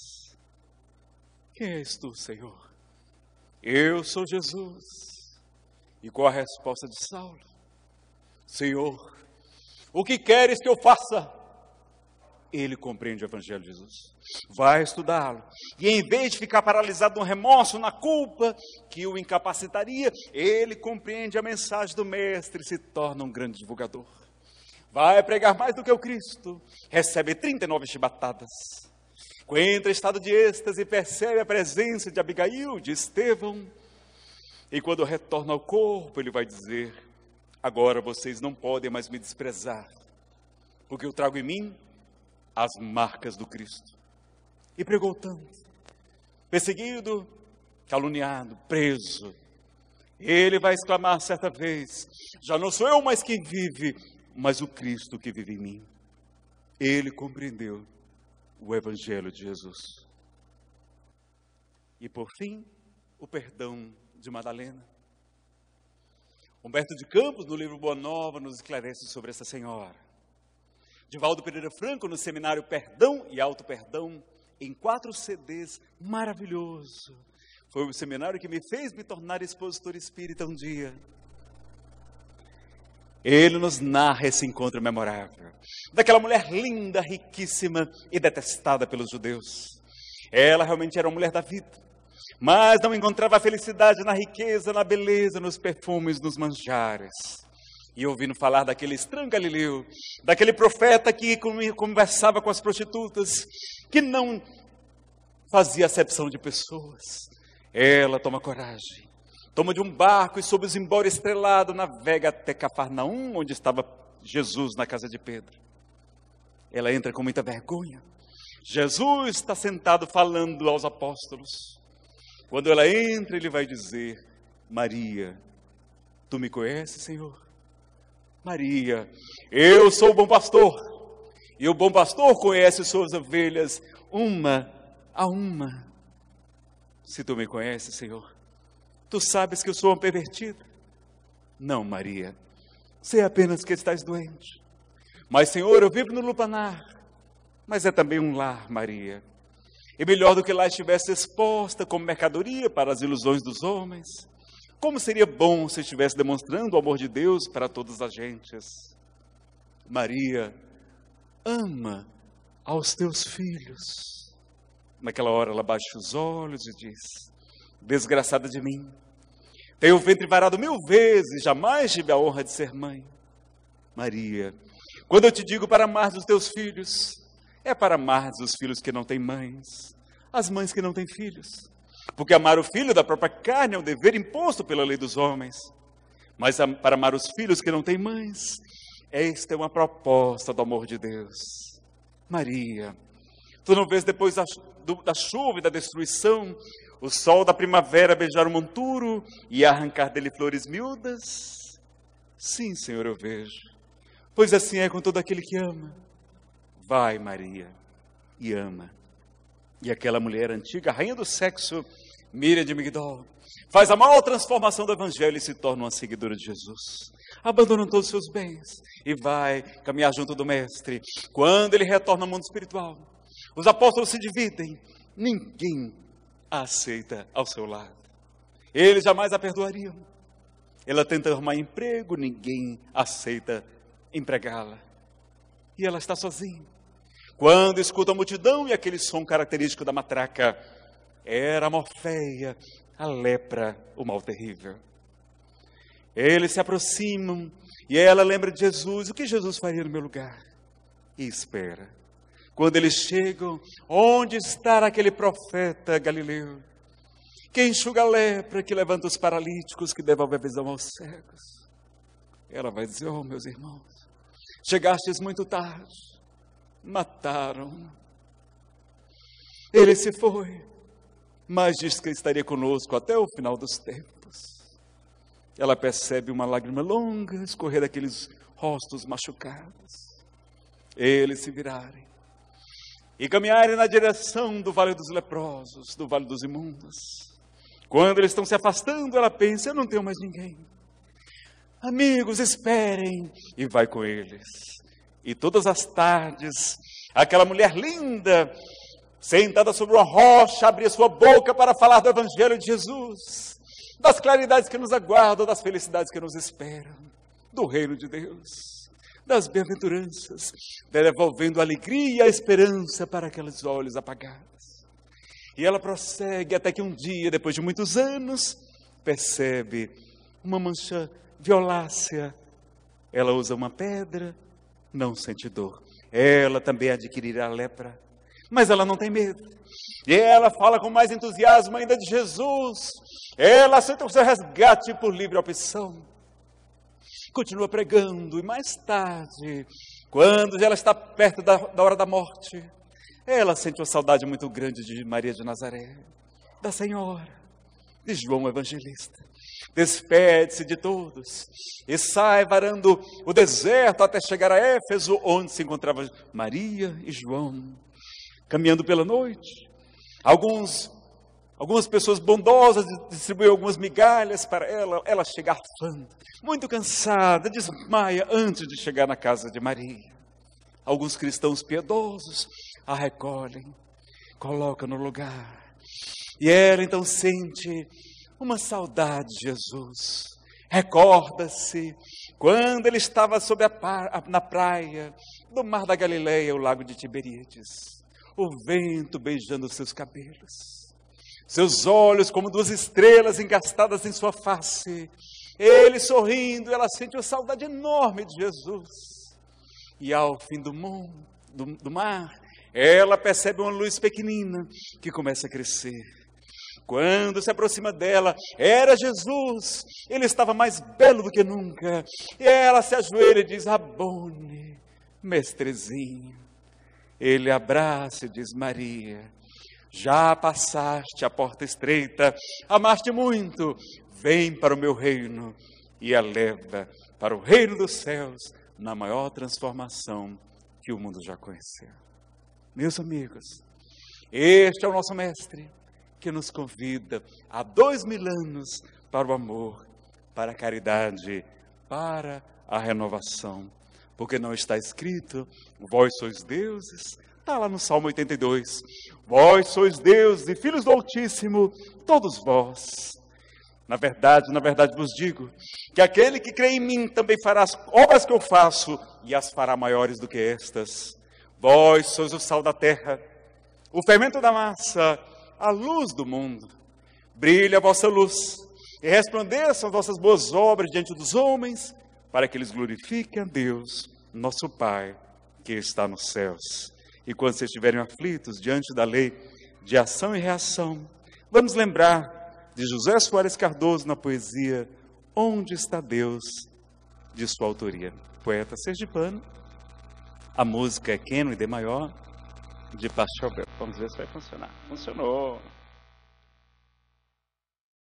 Onde está Deus? Pergunta o cientista. Ninguém ouviu jamais. Quem ele é? Responde às pressas o materialista. Deus é somente uma invenção da fé. O pensador dirá sensatamente: não vejo Deus, mas sinto que ele existe. A natureza mostra claramente em que o poder do Criador consiste. Mas o poeta dirá com segurança, de quem afirma porque tem certeza: eu vejo Deus no riso da criança, no céu, no mar, na luz da natureza. Contemplo Deus brilhando nas estrelas, no olhar das mães fitando os filhos seus, nas noites de luar claras e belas, que em tudo pulsa o coração de Deus. Eu vejo Deus nas flores e nos prados, nos astros a rolar pelo infinito. Escuto Deus na voz dos namorados e sinto Deus na lágrima do aflito. Percebo Deus na frase que perdoa. Contemplo Deus na mão que acaricia. Escuto Deus na criatura boa e sinto Deus na paz e na alegria. Eu vejo Deus no médico salvando. Presinto Deus na dor que nos irmana. Descubro Deus no sábio procurando compreender a natureza humana. Eu vejo Deus no gesto da bondade. Escuto Deus nos cânticos do crente. Percebo Deus no sol, na liberdade. E vejo Deus na planta e na semente. Eu vejo Deus, enfim, por toda parte, que tudo fala dos poderes seus. Descubro Deus nas expressões da arte. No amor dos homens também sinto Deus. Mas onde eu sinto Deus com mais beleza, na sua mais sublime vibração, não é no coração da natureza, é dentro do meu próprio coração na lei de ação e reação. Muito obrigado.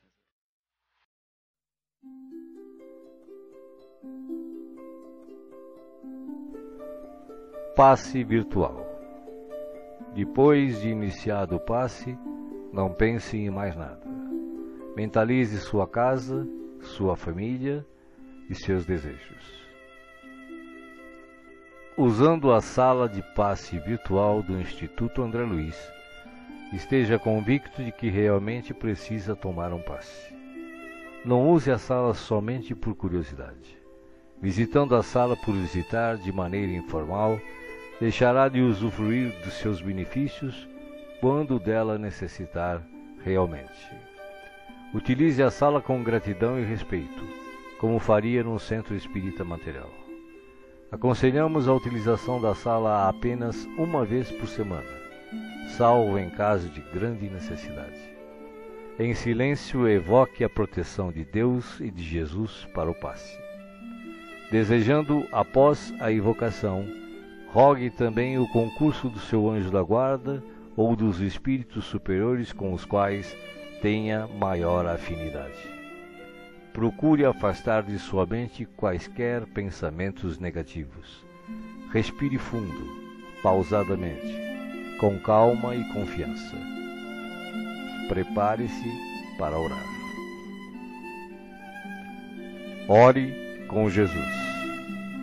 Pai nosso, que estás no céu, santificado seja o teu nome. Venha a nós o teu reino e seja feita a tua vontade, assim na terra como no céu. O pão nosso de cada dia dá-nos hoje. Perdoa as nossas dívidas, assim como nós perdoamos os nossos devedores. Não nos deixeis cair em tentação, mas livrai-nos do mal. Porque teus são o reino, o poder e a glória para sempre. Assim seja. Vamos dar início ao passe. Como as folhas envelhecidas se desprendem das árvores, deixe os sentimentos que já não servem mais se soltarem de você suavemente, mas de forma inexorável. Pequenos pontos de sofrimento e que se chamam amargura, tristeza, raiva, decepção, se vão de sua mente um a um para não mais voltar. O vento da vida leva-os para longe sem que possam retornar e refazer o vínculo pernicioso. Pouco a pouco a árvore de suas emoções vai se esvaziando de negatividade até mostrar-se limpa e pronta para a renovação.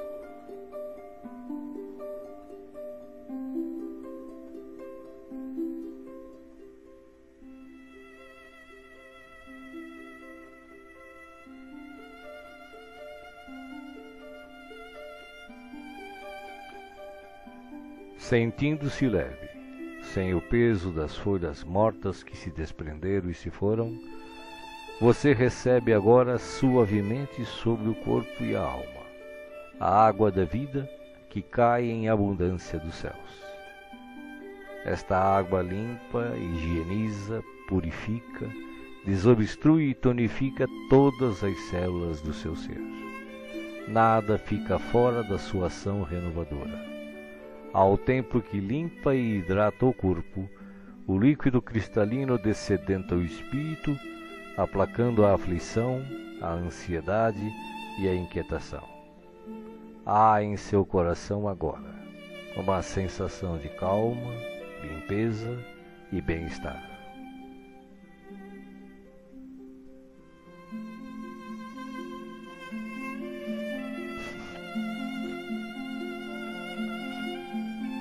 Um leve frio, e eis que o sol de Deus surge para aquecer e aconchegar. Os raios cariciosos penetram-no por inteiro, aquecendo-o ternamente qual materno abraço, proporcionando conforto e segurança ao coração. Neste momento, o amor maior aquece o seu ser, afastando o gelo de toda e qualquer aflição. nenhum outro sentimento que não o de alegria e confiança assomam à sua mente agora. Você está em paz, envolvido pelo calor que o protege.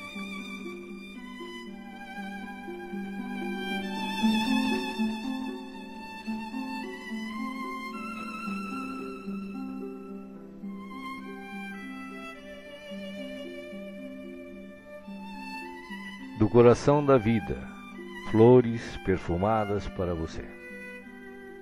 De alma grata e feliz, recolha as pétalas coloridas que penetram o seu ser e restauram sentimentos e emoções. Felicidade, esperança, fé, coragem e determinação passam a significar novamente vontade de viver. Mas além do perfume e da cor, a natureza neste momento lhe envia o que possui de melhor, a capacidade infinita de restaurar-se em sublime beleza, ainda quando os golpes do mal parecem decretar-lhe o fim.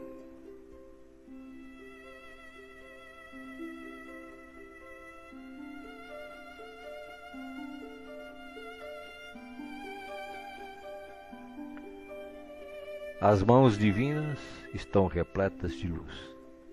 Suavemente a luz transborda e se derrama sobre você, como cascata dourada de indizível e ignota essência.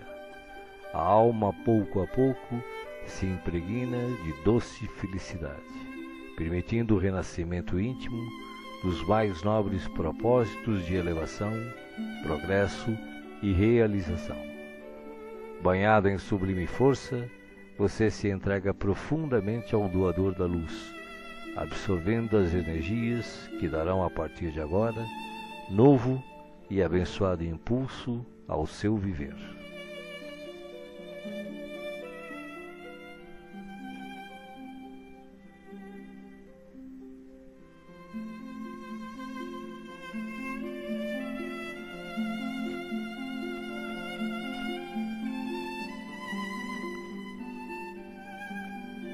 Sinta agora à sua volta a presença de Jesus, que te pergunta: me chamastes? Estou aqui. O que queres de mim hoje? De que precisas?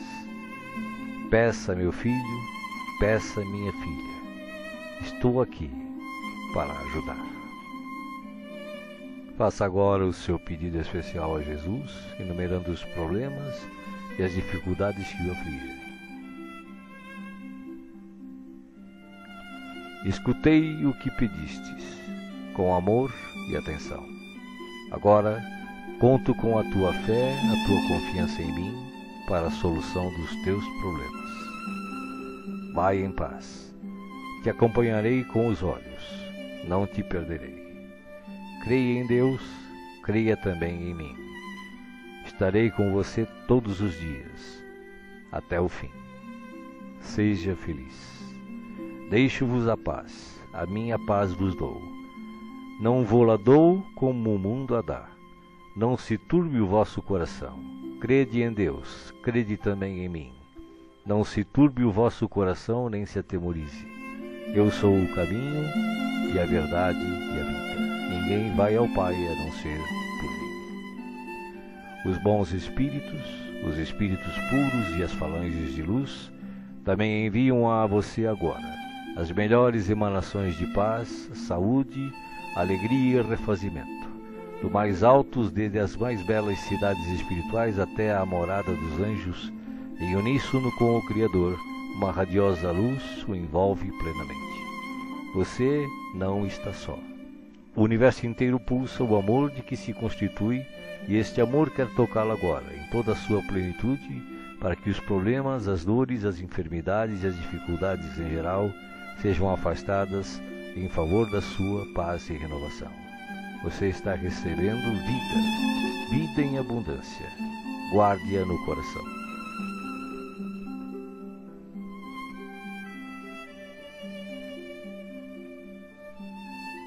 O passe está sendo finalizado.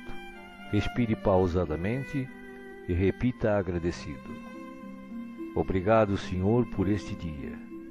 que ele me seja produtivo e feliz, como tu desejas. Assim seja.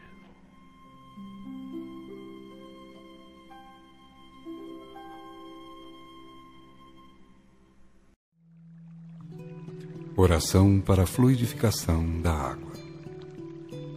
Peço a Deus, o princípio onipresente, onisciente e onipotente, e ao Cristo planetário, forças para as legiões angélicas ou mensageiras, para que possam lutar contra o mal, em qualquer forma que se apresente, e vencê-lo. Como não existe merecimento fora do respeito à verdade, ao amor e à virtude, prometo aplicar esforços no sentido de viver a lei de Deus, compreender e imitar o verbo exemplar e cultivar nobremente os dons do Espírito Santo, carismas ou mediunidades, sem os quais não pode haver a consoladora revelação. Rogo a Deus, que enviou o verbo modelo para entregar o glorioso Pentecostes, ou derrame de dons mediúnicos para toda a carne, para que a humanidade tenha realmente dignos medianeiros, que deem de graça o de graça recebido, nutrindo verdadeiro respeito à doutrina do caminho. Como encarnado, sujeito a necessidades, doenças, dores, aflições, e também sujeito à morte física e responsabilidade perante a justiça divina, rogo o dom do bom discernimento espiritual, assim como rogo para o corpo as energias e os fluidos a serem depositados nesta água. E como quem tanto necessita e roga, reconhecido agradeço a Deus, às legiões angélicas e socorristas e ao meu espírito guia ou anjo guardião.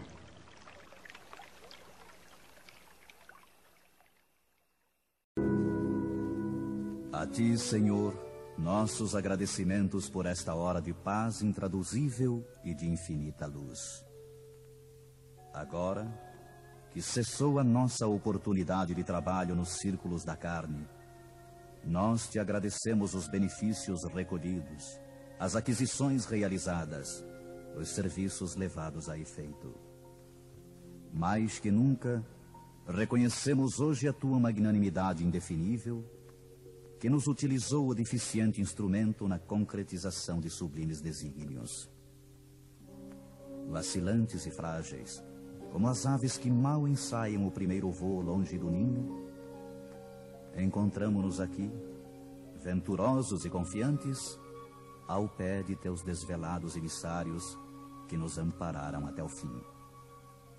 Como agradecer-te o tesouro inapreciável de bênçãos celestes? Teu carinho santificante seguiu-nos passo a passo, em todos os minutos de permanência no Vale das Sombras, e não satisfeito, teu inesgotável amor acompanha-nos ainda nesta retirada da velha Babilônia de nossas paixões amargurosas e milenárias. Nada fizemos por merecer-te assistência bendita. Nenhum mérito possuímos, além de boa vontade construtiva. Claudicamos vezes sem número, dando pasto aos caprichos envenenados que nos obscureciam a consciência. Falimos frequentemente, cedendo a sugestões menos dignas. Entretanto, Jesus amado, converteste-nos o trabalho humilde em manancial de ventura que nos alimenta o coração, soerguido para as esferas mais altas.